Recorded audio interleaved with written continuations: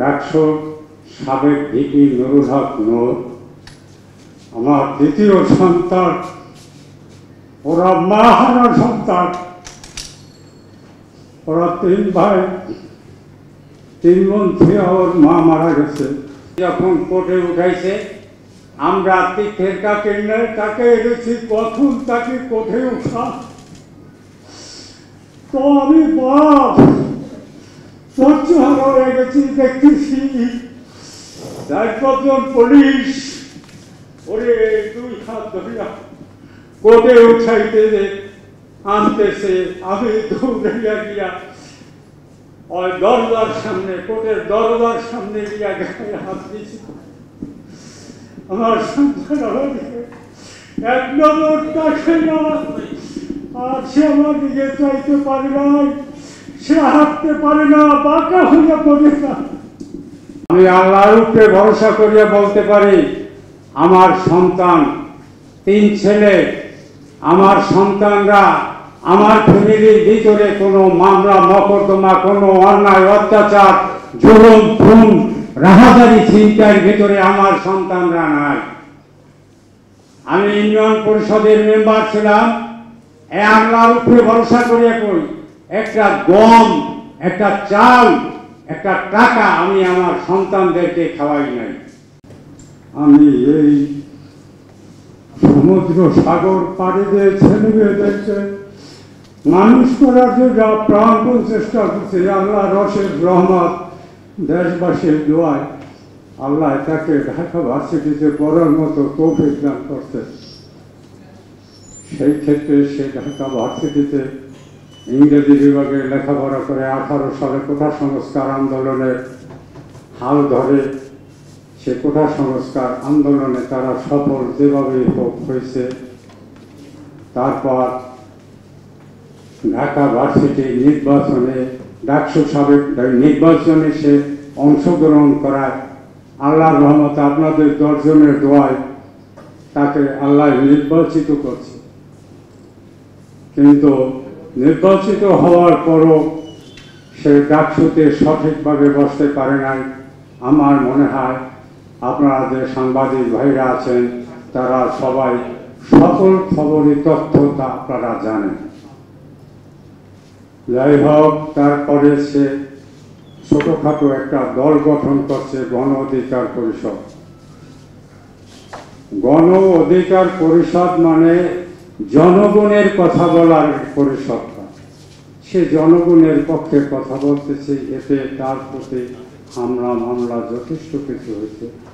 আমি আল্লাহর উপরে ভরসা করিয়া বলতে পারি, আমার সন্তান 3 ছেলে, আমার সন্তানরা আমার ফ্যামিলির ভিতরে কোনো মামলা মকদ্দমা, কোনো অন্যায় অত্যাচার, জুলুম, খুন, রাহাজারি, ছিনতাইয়ের ভিতরে আমার সন্তানরা নাই। আমি ইউনিয়ন পরিষদের মেম্বার ছিলাম। আল্লাহর উপরে ভরসা করিয়া কই, একটা গম, একটা চাল, একটা টাকা আমি আমার সন্তানদেরকে খাওয়াই নাই। আমি আমার নিজের শ্রমের পারিশ্রমিক টাকা দিয়েই আমি এদেরকে মানুষ করেছি। আশা করি আল্লাহর রহমতে এটাই আমার সফল। তো আমি তো দেশের বাড়ি থাকি। গেল 19 তারিখ দিবাগত রাত্রে, অর্থাৎ 20 তারিখ রাত্র চলে, 19 তারিখ দিবাগত রাত্র 3টা থেকে 3:30 এই সময় তার বাসায় বিভিন্ন শ্রেণীর পেশাজীবী, চাকরিজীবী, সেনা সদস্যরা, র্যাব, বিডিআর, আর্মি, এরা ওই তার বাসায় গিয়া তাকে অমানসিকভাবে তাকে অ্যারেস্ট করে এবং তার বাসার থেকে 7-8টা মোবাইল নিয়ে নিছে। পরে তার খোঁজের জন্য যখন র্যাব অফিসে যাওয়া হয়েছে, তখন যারা ডিউটিতে ছিল তারা বলছে আমাদের এখানে আসে নাই, আপনারা ডিবির কার্যালয় যান। ওখান থেকে ডিবির কার্যালয় গেছে, সেখানেও তার খোঁজ মেলে নেই। তারপরে তারা বলছে যে আপনারা আপনাদের হাতে গিয়েও তার হদিশ মেলে নাই। আমি তখন দেশ থেকে রওনা দিছি, আমরা খুব আতঙ্কের ভিতরে আল্লাহ তাকে গায়েব করে ফেলছে কিনা।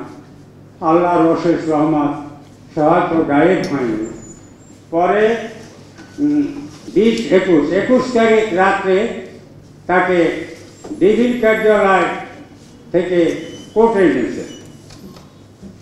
কোর্টে নেওয়ার পর ওখানে তারে 7 দিন রিমান্ড দিছে, 5 দিন রিমান্ড দিছে। আমি ঢাকাতে এসে শুনি তাকে 5 দিন রিমান্ড দিছে। 5 দিন রিমান্ডের পর গতকালকে তাকে কোর্টে উঠাইছে। উঠানোর কথা ছিল গতকালকে আগের দিনই রাত্রে, 5 দিন পূর্ণ হয় রাত 8টায়, কিন্তু ওই রাত্র দেখে উঠায় না নাকি এটা জানি না, এটা আইনজ্ঞ দ্বারা তারা বলতে পারবে। পরের দিন যখন কোর্টে উঠাইছে, আমরা তীর্থের কাকে তাকে এনেছি, কখন তাকে কোর্টে উঠা, তো আমি বাপ সহ্য হয়ে গেছি। দেখতেছি 4-5 পুলিশ ওরে 2 হাত ধরিয়া কোর্টে উঠাইতে আনতেছে। আমি দৌড়াইয়া গিয়া ওই দরজার সামনে, কোর্টের দরজার সামনে গিয়া গায়ে হাত দিয়েছি। আমার সন্তান এক নজর তাকাই না, আর সে আমার দিকে চাইতে পারে নাই, সে হাঁটতে পারে না, বাঁকা হইয়া পড়ে না। উঠানোর পর কখন তাকে বাইর করবে আর এক নজর দেখো। কোর্টে উঠানোর পর আইনজীবীর কাছে জিজ্ঞেস করলাম যে বাবা আমি কি তার সাথে কথা বলতে পারবো? তারা আমাকে আশ্বস্ত করতে পারবে, আসলে দেয় নাই।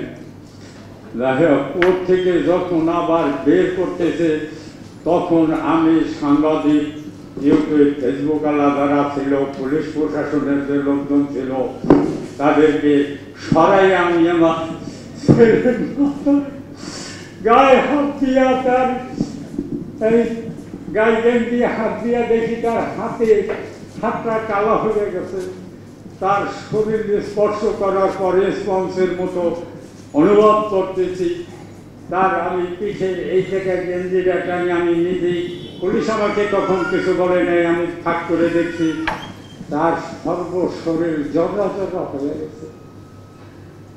কেন, কি অপরাধ? রাজনীতি করাটাই কি তার অপরাধ ছিল? যদি থাকে, বাংলাদেশে যদি এরকম আইন থাকে, তাহলে সকলের রাজনীতি বন্ধ করে দেবে, আপত্তি নাই। কিন্তু রাজনীতি করলে ভালো মন্দ 2-1 কথা বলতেই পারে, বলে, এটা সমস্ত দলই বলে, এটা তো অপরাধ না, এটা তো রাজনৈতিক চর্চা।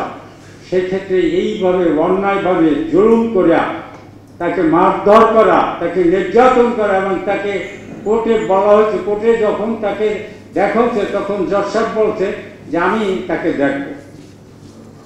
তারে যখন আবার পুনরায় রিমান্ড শেষে সে তার কাছে, জজ সাহেব তার কাছে কথাবার্তা বলছে, বলার পরে সে তাকে আর রিমান্ড দেয়নি।